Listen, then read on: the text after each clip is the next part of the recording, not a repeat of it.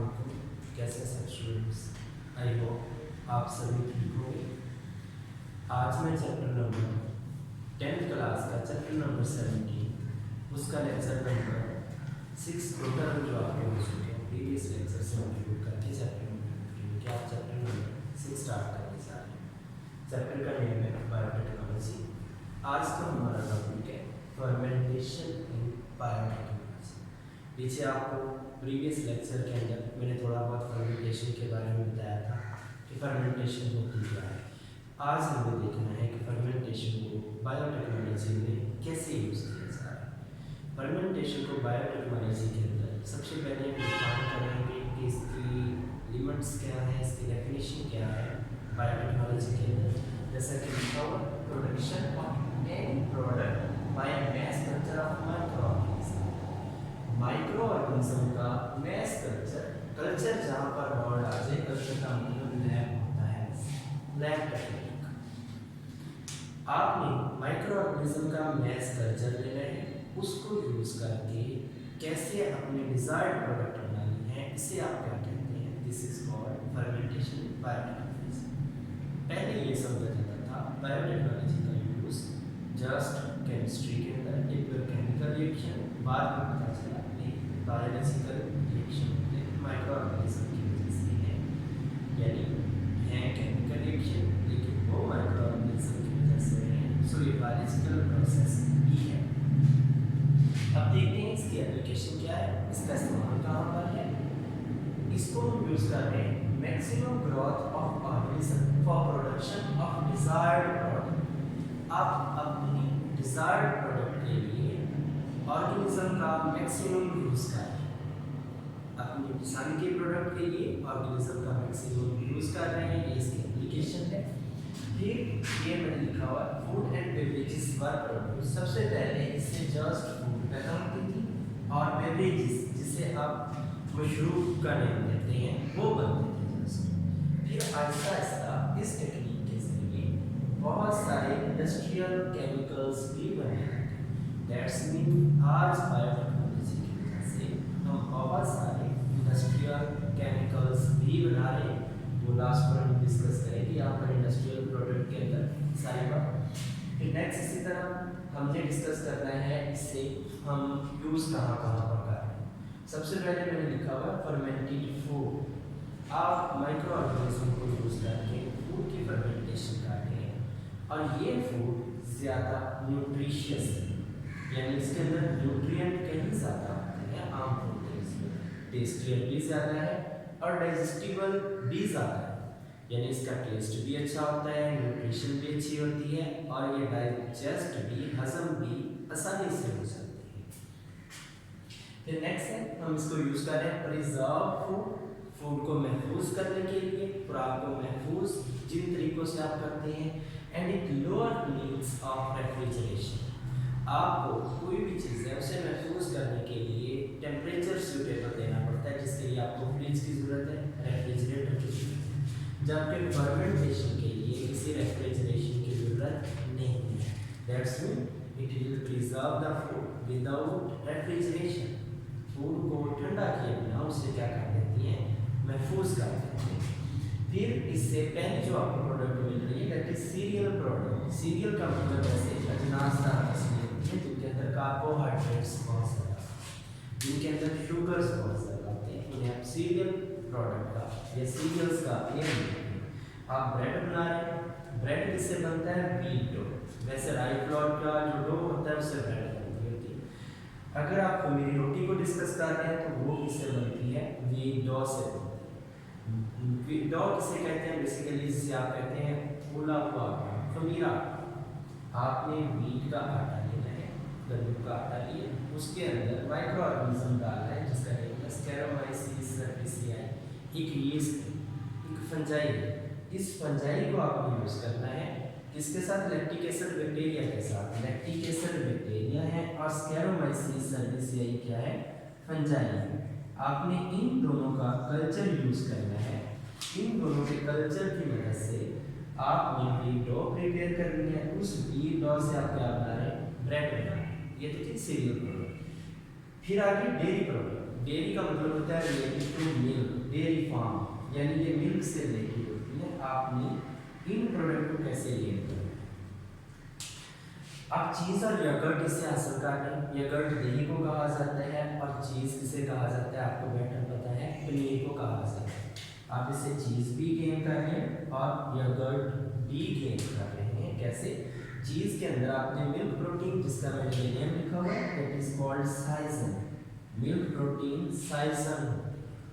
आपने milk protein को coagulate करना है, जमाना है।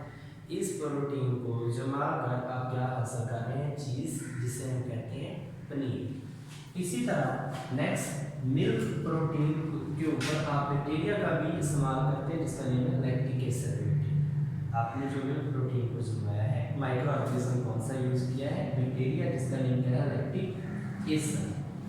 आप इसी तरह मिल्क से यगर्ट बना रहे हैं, मिल्क से दही बना रहे हैं। कैसे? मिल्क पर एक बैक्टीरिया ऐड करता है, जिसका नेम है लैक्टिक एसिड। इस बैक्टीरिया ने मिल्क से क्या बना देना है, यगर्ट, जिसे आप दही कहते हैं।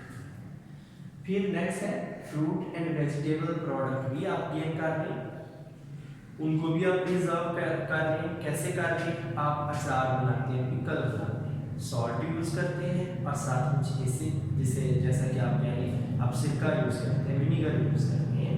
आप इसको किसके साथ यूज करते हैं, सॉल्ट के साथ। और आपके पास जो पिकल बन जाता है, अचार, आपका फ्रूट या जो वेजिटेबल जिसका आपने अचार डाला था, चाहे वो मैंगो का था, बट कोई भी था, वो प्रिजर्व हो जाता है, महफूज हो जाता है। बेवरेजेस आप बना रहे हैं, बेवरेजेस मशरूबात को कहा जाता है।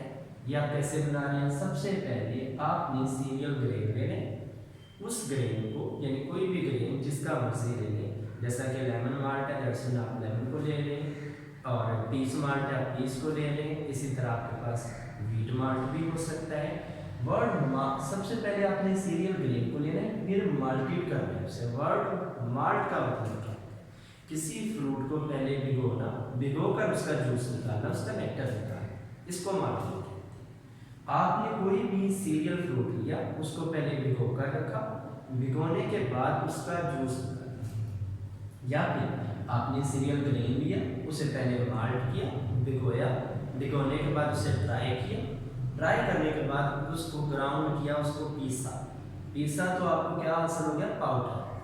पाउडर पर एक्ट करेगी फंजाई, जिसका नेम है यीस्ट, स्कैरोमाइसिस सर्विसियाई, आप इसे पढ़ चुके हैं। यीस्ट पाउडर पर एक्ट करेगी, जो पाउडर का ग्लूकोज है वो पायरुवेट में चेंज हो जाएगा, पायरुविक एसिड से आपको क्या हासिल हो जाएगा, एथेनॉल। दैट्स मीन आपको मशरूब मिल गया है, शराब। आपने क्या किया, रिपीट कर रहा हूँ, सीरियल ग्रेन लिया, उसे पहले भिगोया, ड्राई किया, पाउडर, पाउडर के अंदर ग्लूकोज है, ग्लूकोज पर यीस्ट ने एक्ट किया, यीस्ट ने पायरुवेट दिया, पायरुवेट किसमें चेंज हो गया, एथेनॉल। यही टेक्निक आप अप्लाई कर सकते हैं डायरेक्टली ग्रेप्स के ऊपर। ग्रेप से वाइन, ग्रेप से बियर आप गेन कर सकते हैं। कैसे? ग्रेप्स लेने, उन ग्रेप्स के ऊपर किसका एक्शन करवाना है, यीस्ट का, यीस्ट वहाँ से आपको क्या दे देगी, एथेनॉल दे देगी। फिर इंडस्ट्रियल प्रोडक्ट भी हमें गेन हो रही है फर्मेंटेशन की वजह से। वो इंडस्ट्रियल प्रोडक्ट कौन सी है, फॉर्मिक एसिड, ये प्रोडक्ट है आपके पास। इसके लिए जो माइक्रो ऑर्गेनिज्म यूज किया वो कौन सा, एस्परजिलस। फॉर्मिक एसिड बनाने के लिए एस्परजिलस बैक्टीरिया यूज। उसके बाद नेक्स्ट मैं ये बताने लगा था, इसके यूजेस कहाँ पर है, they are used in the textile industry, leather treat, textile industry में भी यूज हो रहे हैं, और कहाँ पर यूज हो रहे हैं, लेदर को ट्रीट करवाने के लिए भी यूज हो रहे हैं। उसके बाद नेक्स्ट इसी तरह है इलेक्ट्रोप्लेटिंग के अंदर, जिसे आप कहते हैं किसी चीज़ को, बर्तन को या किसी भी चीज़ को आपने जो उसके ऊपर, जिसे आप कहते हैं कली करना, उसके लिए हम यूज़ कर रहे हैं।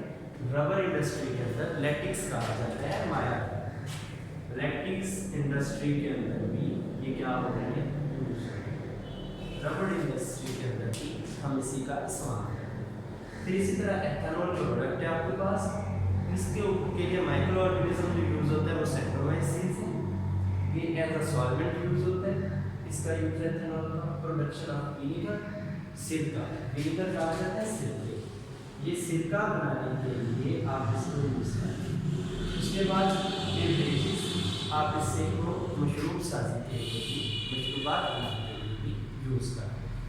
फिर इसी तरह ग्लिसरॉल है। ग्लिसरॉल के बारे में ध्यान में रखें, glycerol is 3 carbon alcohol. 3 carbon जो अल्कोहल है उसे आप क्या कहते हैं, ग्लिसरॉल का ये प्रोडक्ट है। माइक्रो ऑर्गेनिज्म कौन सा यूज हो रहा है, सेक्रोमाइसिस, ये भी एज अ सॉल्वेंट यूज होता है। प्लास्टिक इंडस्ट्री में यूज आप इसको कर रहे हैं, कॉस्मेटिक्स के अंदर, ब्यूटी प्रोडक्ट जिसमें आ जाती हैं, सोप बनाने के लिए इसको यूज कर रहे हैं, प्रिंटिंग के अंदर ये यूज हो रहा है। उसके अलावा ये एज आ स्वीटनर यूज हो रहा है, यानी किसी चीज़ को स्वीट टेस्ट देने के लिए भी आप इसको इस्तेमाल कर सकते हैं, ग्लिसरॉल। उसके बाद हमारे पास आ जाता है एक्राइलिक एसिड। इसका यूज क्या है, ये तो आपके पास प्रोडक्ट है।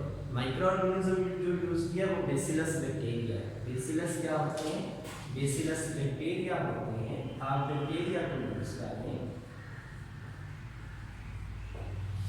इनकी मदद से आप क्या चीज, इसका यूज कहाँ पर है, प्रोडक्शन ऑफ प्लास्टिक। आप प्लास्टिक इंडस्ट्री में इसको बाकायदा तौर पर यूज करें। ये तो था हमारा आज का lecture, fermentation in biotechnology. I hope so आप लोगों को अच्छे से समझ आया होगा। बाकी कोई भी क्वेश्चन है तो आप मुझसे कर सकते हैं। अल्लाह हाफिज़।